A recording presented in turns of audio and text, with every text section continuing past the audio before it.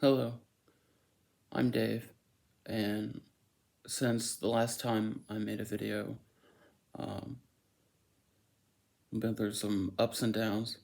I had a infection again in my foot, and we got that sorted out. And so for 2 weeks, I didn't have any progress on the healing. And then once the infection was over, the third week, see, I switched up everything a month ago, and so the third week when I came in, the report I got was the foot had healed up in 50% in 1 week, which is really great. The dimensions went from 1.6 length and 1.2 width down to 0.8 and 0.6, and the depth was at 0.4. Well, a couple days ago, the length and width are still the same, but the depth went to 0.3. Measurements are in millimeters. And by the way, you shouldn't, if you're thinking to yourself, why would you care? You shouldn't care. Hit the thumbs down video and don't ever watch it again. Watch this again. But I just got doing. It's the morning, Sunday morning. It's the July 4th weekend, and I just got done stretching. I'm doing a little bit of light exercise, and I found it really touching that a couple people messaged me and actually watched my videos. Genuinely, thank you. That was nice. That was really nice. Sometimes you need all the encouragement that you can get. I don't really know what I want to say.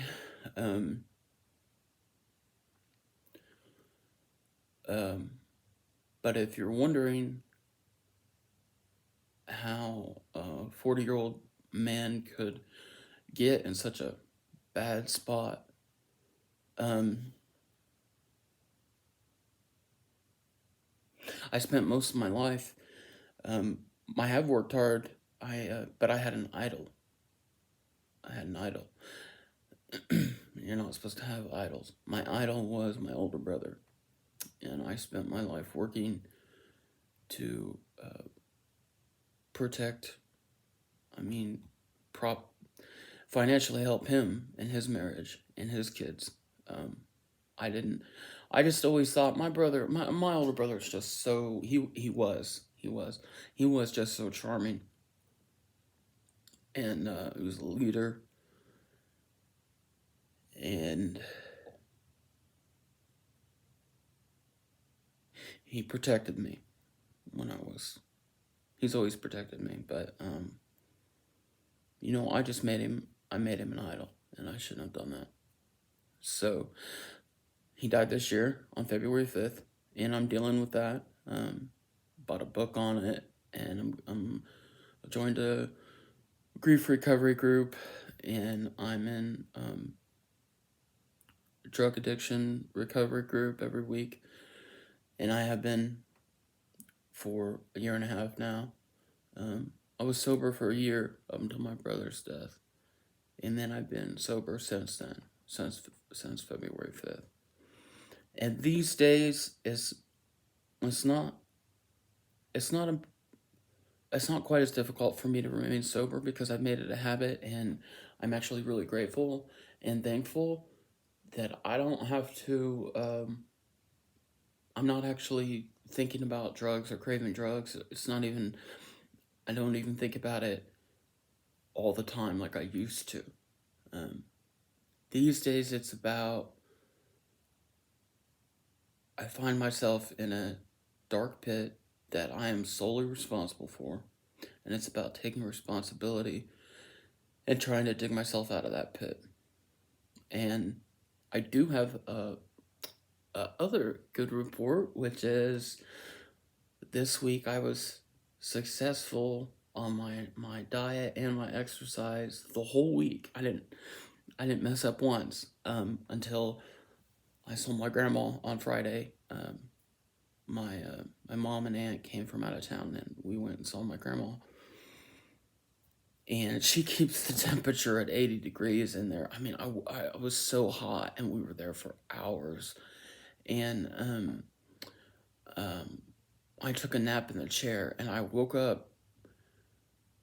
I woke up all hot and feeling awful, and I was just like, screw it. And I had some chocolate. I had 5 chocolates, um, little ones. I didn't have 5 candy bars. I had 5 little Dove chocolates, if you know what those are. But I'm not sweating that. I'm not sweating that. Oh, and another thing that's really cool that I've done recently is now this time I've done it purposefully. So let me tell you a story. Okay, so this time last year I had lost 50 pounds, but it was by accident because I had been sick. I had been going through tremendous pain with the foot. The foot was way more open than it is now. I've been dealing with the foot for 7 years. It's a horrific story, but we won't go. But so this time last year I lost 50 pounds, but it was because I was too sick to eat. That's why I lost it. And that's why I put it back on. And I lost the weight. I'm sorry, last year I lost the weight because, well, I was too sick to eat, so I only ate the bare minimum of food I needed in order to have energy. Now, I have about a month left before my cataract surgery. Right now I can't see and I can barely move because I'm almost 500 pounds, but I'm working as hard as I can. And I know that sounds like nonsense, but I really am, and I'm feeling good about this. I've been pretty good on my diet for the past 2 months because in one more month, in the third month, I have to qualify for eye surgery. My average blood sugar over the past 3 months is called an A1C. It has to be 8 or below. It's just a number. It doesn't matter what. So I've been on a good diet, and it's sticking to it. I've been on a solid diet for 2 months. But recently, I've taken baby steps, basically focusing on harm reduction. So, for example, not using as much cheese as I would like. Okay, so first of all, I'm on a diet, so I'm not using as near the cheese as I used to. But even then, cutting out. But cheese isn't actually all that. It's the carbs. You gotta, of course, the carbs is what you watch out for. So, unbelievably, and there's never been a time in my life. By the way, I've been 500 pounds on and off for 20 years. The last time I was skinny, I was 10 years old. I remember the first time I ever overate food, ever turned to food for help. That was when I was 12 years old. And I remember why, too. It was because of pain. I had a sandwich just like all the other kids. We were in a homeschool group. And I thought, you know what? I'm still really hungry, and I'm in a lot of pain. That the other kids didn't have to deal with. I was dealing with pain that they didn't have to deal with. And that, by the way, no one should have to deal with. But it's okay. And I went and I had a second sandwich. And I remembered nobody yelled at me. And I thought, oh,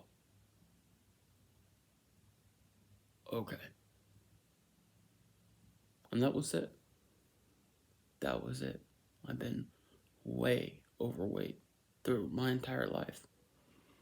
And I thought as long as I could, it wasn't really that big of a problem. I mean, I was more like morbidly obese. Like I'd fluctuate between 300, 350 pounds, but it wasn't like I was 400 pounds yet. Because I could keep a job and stuff. But it wasn't until I turned to drugs that, and even then, I was able to do drugs for 10 years. And I was okay for part of it. But there was a lot of on and off. You don't just do drugs for 10 years. We're humans, right? Life is complicated. And so you use drugs for a while and then you stop. And you want to do better.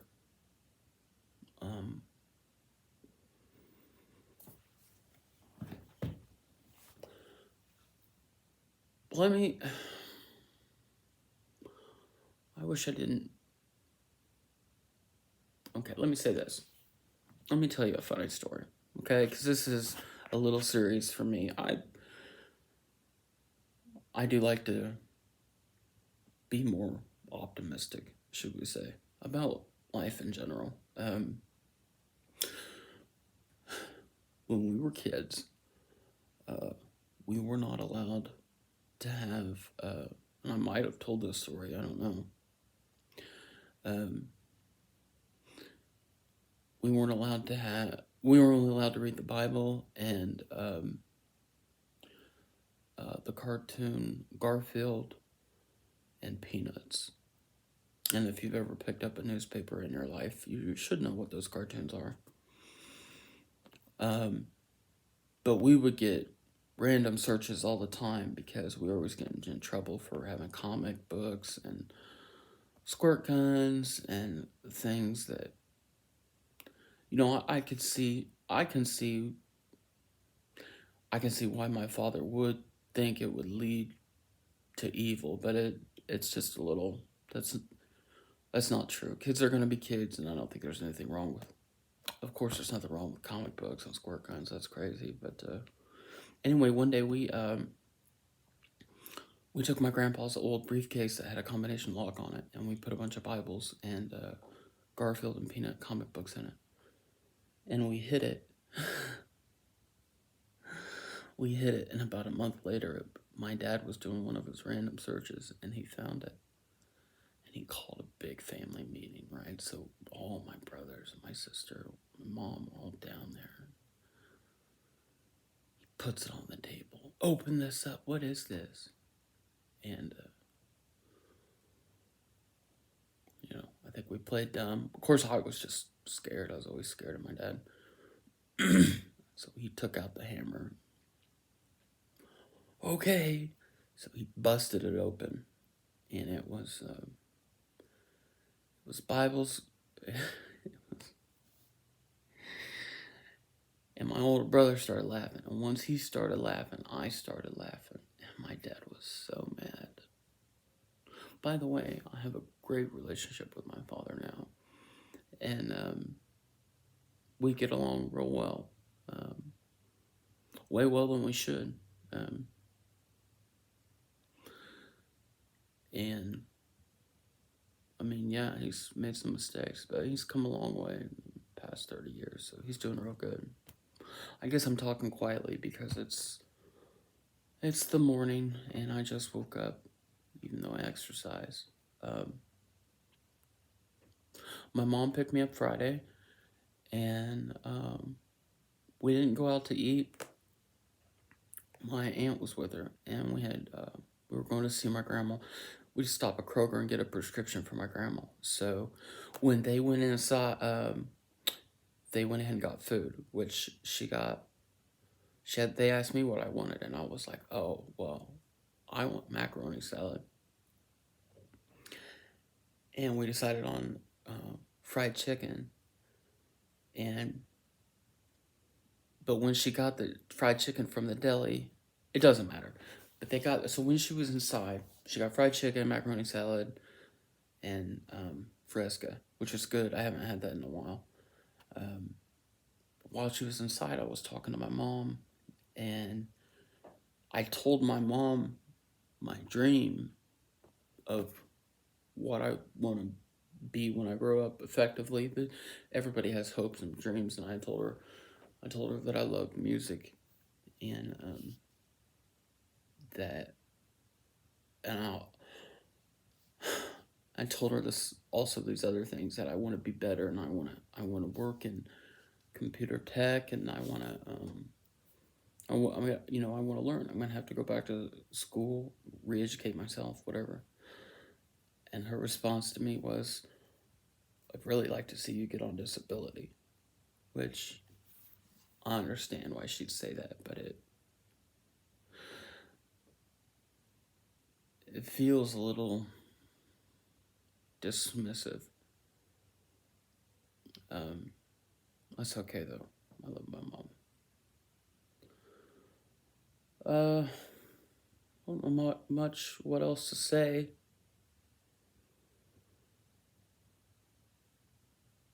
Oh, the other day, a friend of mine told me that the Vice President of the United States, Kamala Harris, was African American, and I said, "Huh."